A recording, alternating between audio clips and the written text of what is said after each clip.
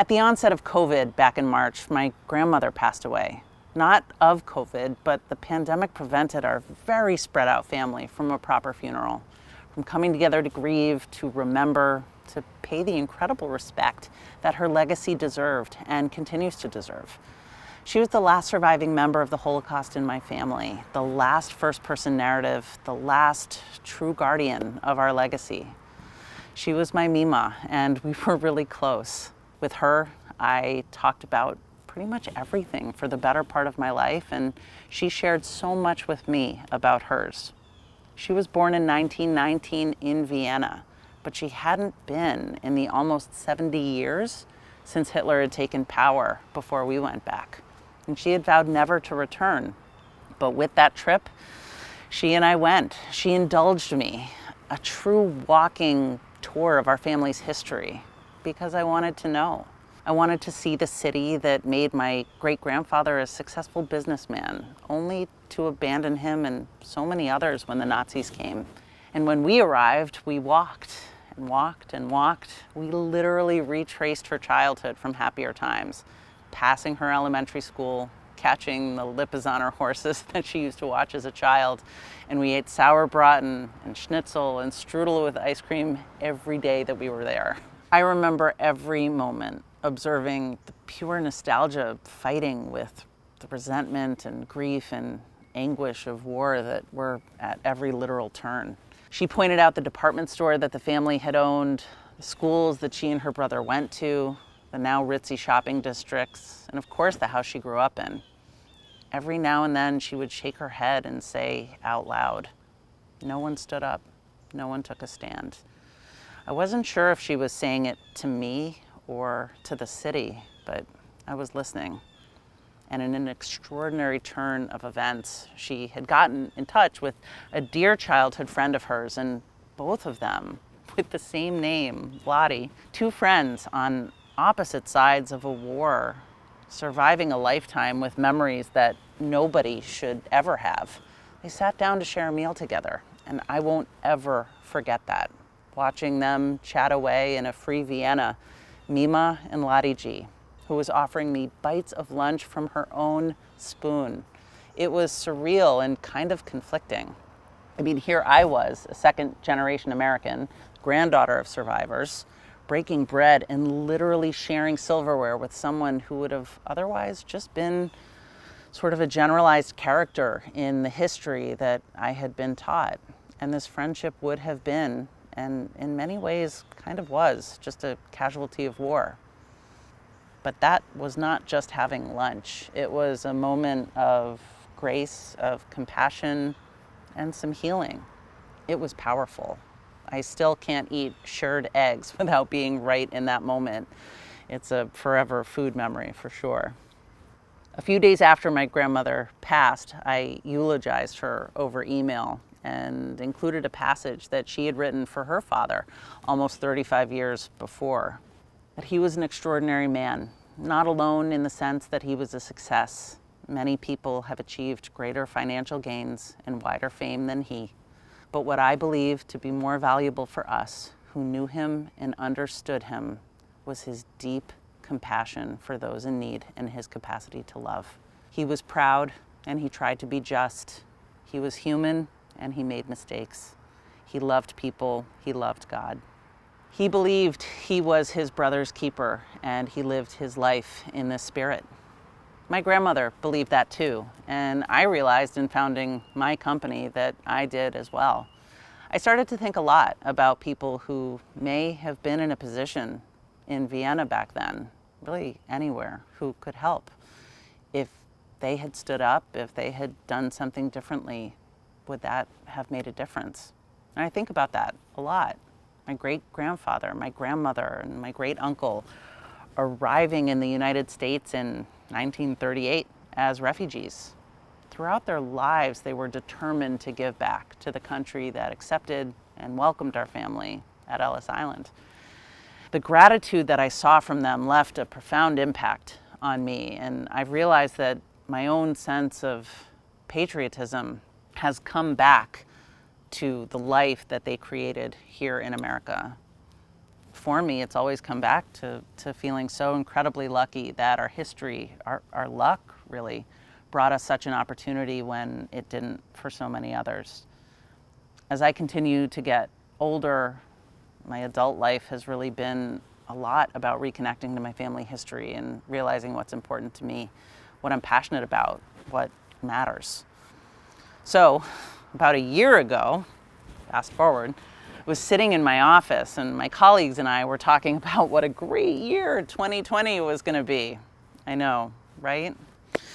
We were looking forward to celebrating 10 years of Love & Spoonfuls, the company that I founded back in 2010.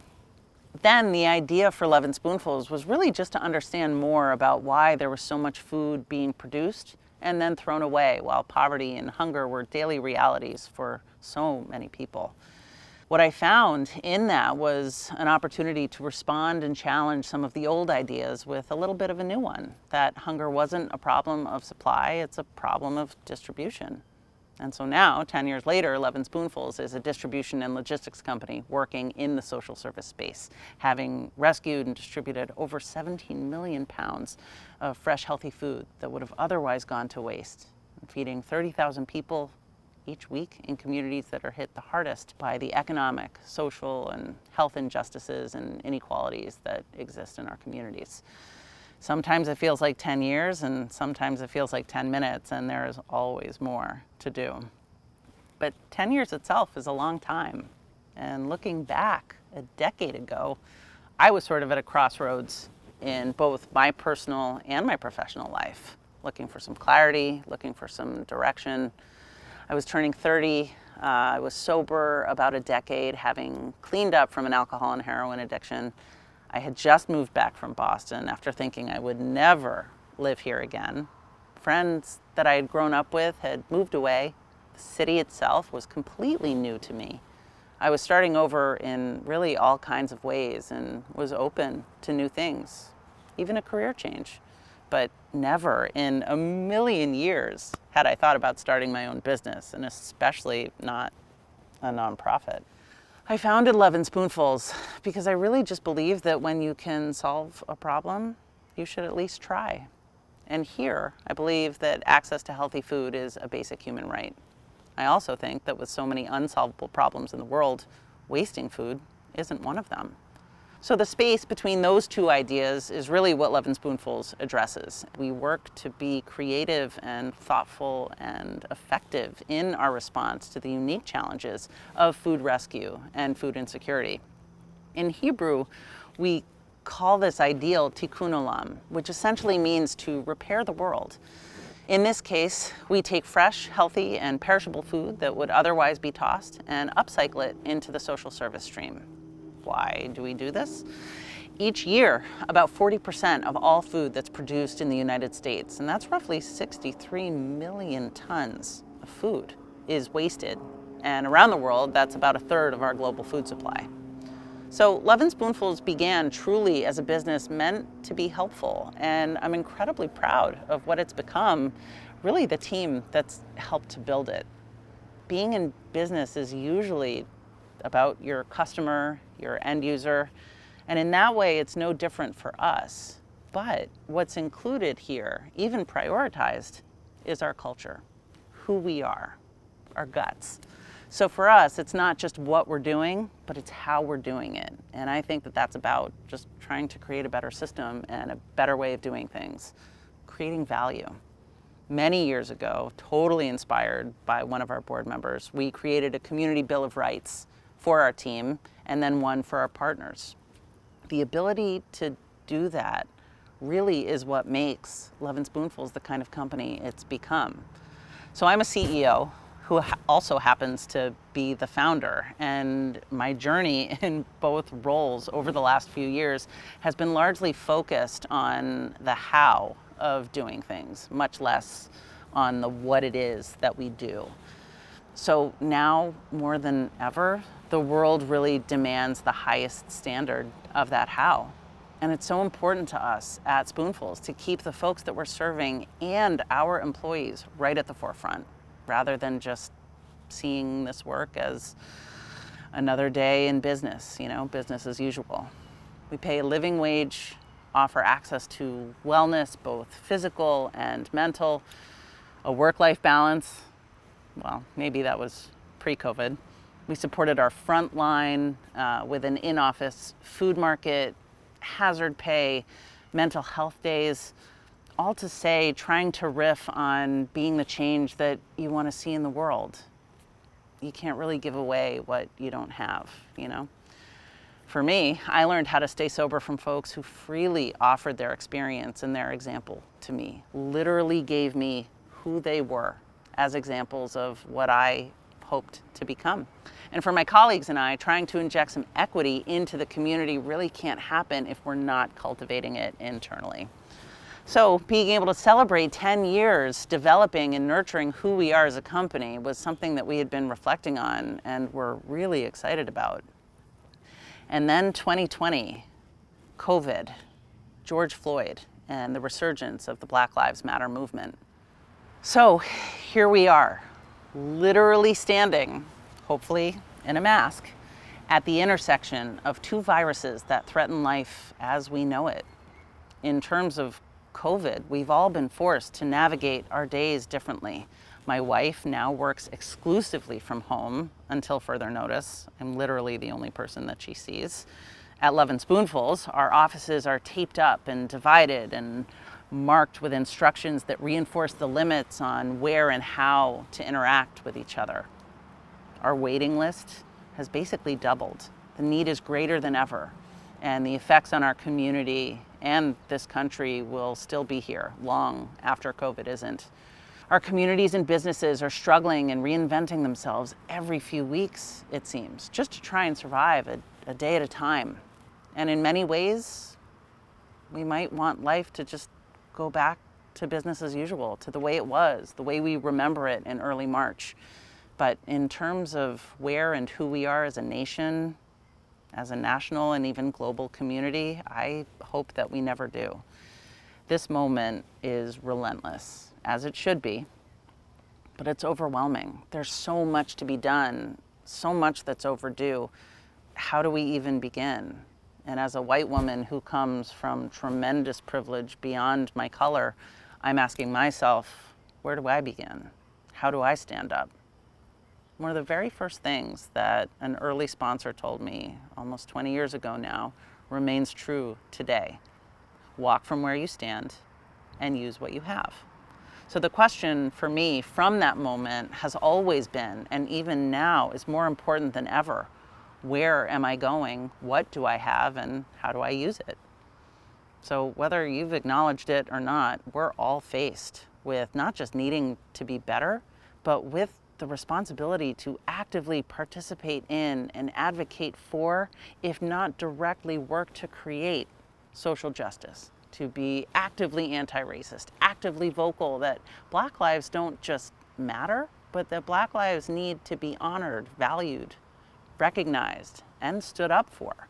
I think of my grandmother standing in Vienna 70 years after she escaped Hitler and sort of quietly pleading with history out loud, saying, no one stood up. And I know that I'm not the only one with a history and a legacy like this. I think we've all seen, or I hope we've all seen, the footage from Lafayette Park of Rachel Parsons at the beginning of June.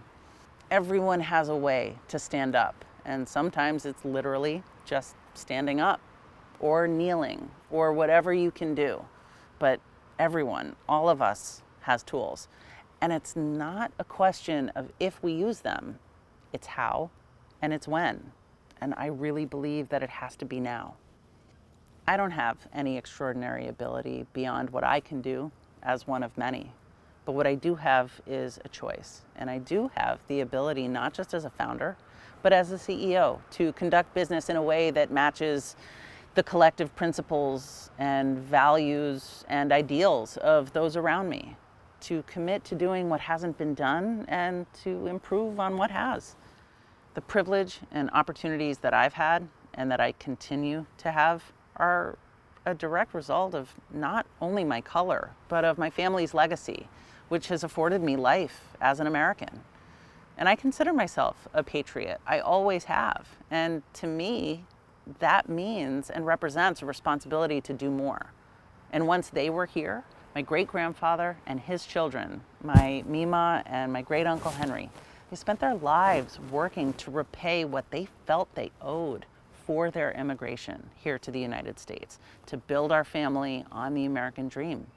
Their gratitude was present in every choice that they ever made. They never forgot how and why they came here. Had someone stood up back then in Vienna, or really anywhere, there are families that would be bigger. And for every time Mima wondered why nobody stood up, I promise her now that I will.